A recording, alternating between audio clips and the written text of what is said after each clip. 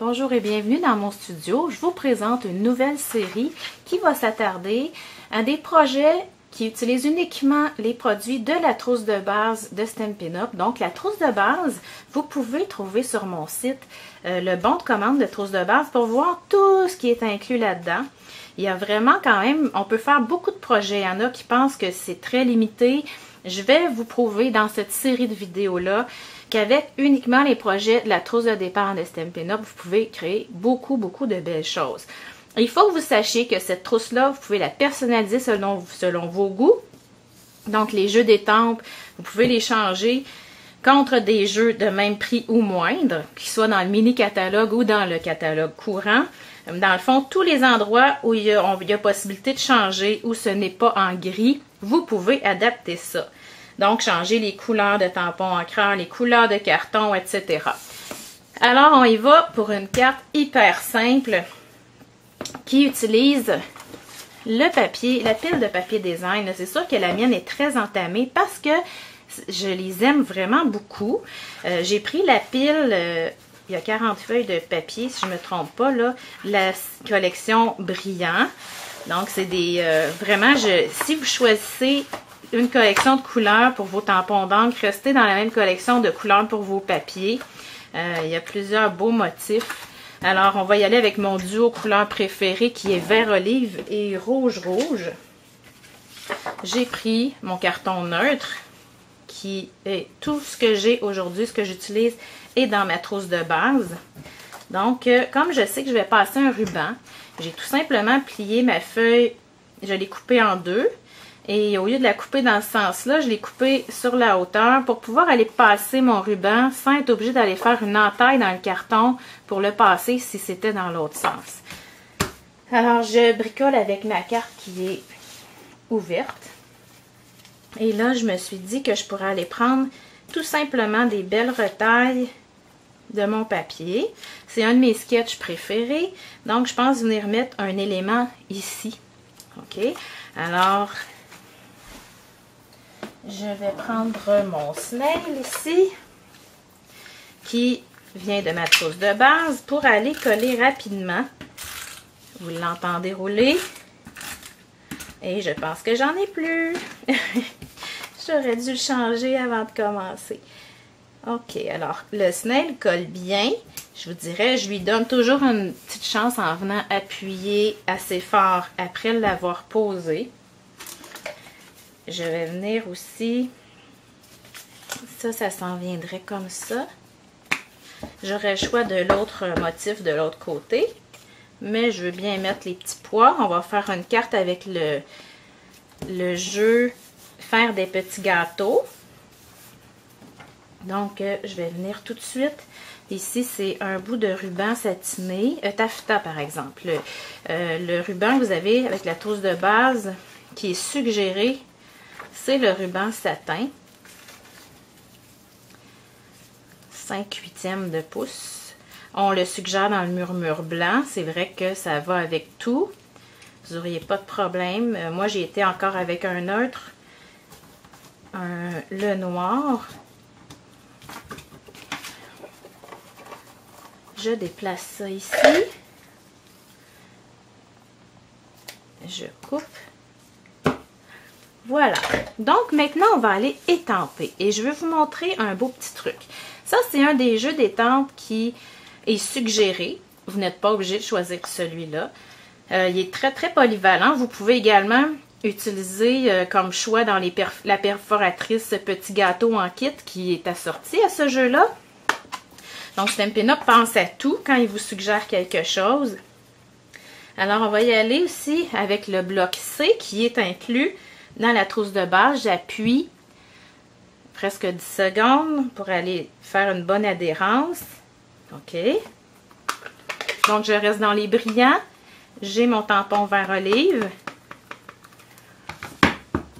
Je vais aller étamper dans le bas. Je vais vous approcher un petit peu. OK, alors, ce que je veux faire maintenant, je vais aller faire mon petit gâteau. Donc, en haut, je maintiens avec mon bloc. Et je vais vous montrer un petit truc qui est intéressant pour avoir un glaçage un petit peu, au lieu d'avoir un glaçage tout égal, d'en avoir un petit peu différent, texturé. Je mets quand même assez d'encre sur mon étampe. Je vais aller sur mon papier brouillon, à peine touché, j'en enlève un petit peu. Et là, je viens étamper sur mon morceau. Voilà. Alors, ça me donne un effet un petit peu plus irrégulier. Voyez-vous? Moi, je trouve ça joli. Vous auriez pu l'étamper pleine force aussi. Là-dedans, également, vous pouvez rajouter des éléments, une chandelle, des petits confettis. D'ailleurs, je pourrais venir en mettre des petits confettis. Je vais mettre une boucle. Alors, la même chose. Je vais maintenir mon bloc en place en pressant mon étampe. Voyons. Si vos étampes n'adhèrent pas bien à votre bloc, oh mon Dieu, c'est parce qu'il est collé sur ma... J'avais de la colle ici. C'est parce que vos blocs sont sales. OK, c'est pas... Il faut faire attention, là, que nos blocs soient toujours propres parce qu'en les manipulant avec nos mains, c'est sûr qu'on enlève un peu d'adhérence pour nos étampes. Donc, je viens me positionner. Je laisse toujours le temps à l'encre de transférer. OK? Donc, il me reste un vœu à mettre ici. Ton anniversaire a quelque chose de spécial, toi. Donc, vous avez 2 marqueurs inclus dans la trousse de base. Moi, je vous dirais le rouge fait Noël, Saint-Valentin, les anniversaires. Le rouge, c'est difficile de s'en passer. Alors, l'autre, j'ai pris un noir pour faire un beau contraste. Et un rappel. J'ai fait mon rappel ici. Alors, je vais venir étamper. Tout simplement. Et je sais que vous allez dire, je ne propose pas des projets très élaborés. C'est parce que je suis convaincue, si vous regardez mon site, en fait, qu'on peut faire des belles choses, même si elles ne sont pas compliquées. Alors, tout simplement, je vais me positionner où je veux placer. Je veux le mettre comme ça, par exemple. Je vais m'arranger pour que ça soit droit. Je vais refiler mon snail. C'est le fun, on a des recharges pour ça. Mais en attendant, j'ai pris de la colle en bâton pour les besoins de la vidéo. OK. Si je veux peser plus fort, j'y vais tout simplement à l'endos.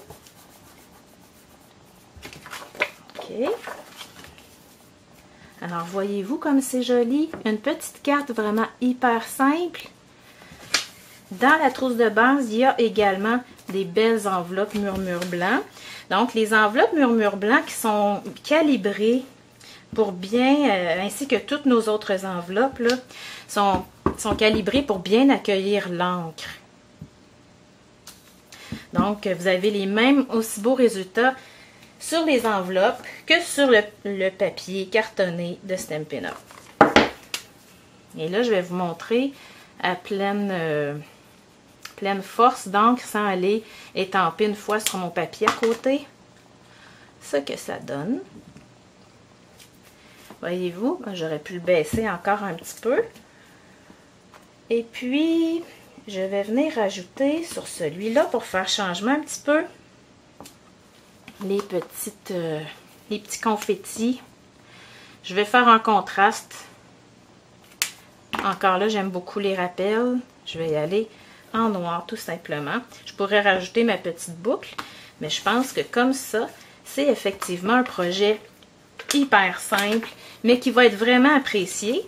Voyez-vous, vous pouvez passer vos retailles que vous avez toujours, un petit bout de ruban, et hop, c'est terminé. Si vous choisissez dans la trousse de base de prendre la perforatrice assortie, eh bien, vous auriez vraiment de beaux résultats en allant surélever le petit gâteau ici. Alors, c'était un projet hyper simple, 100% trousse de base. Bonne journée!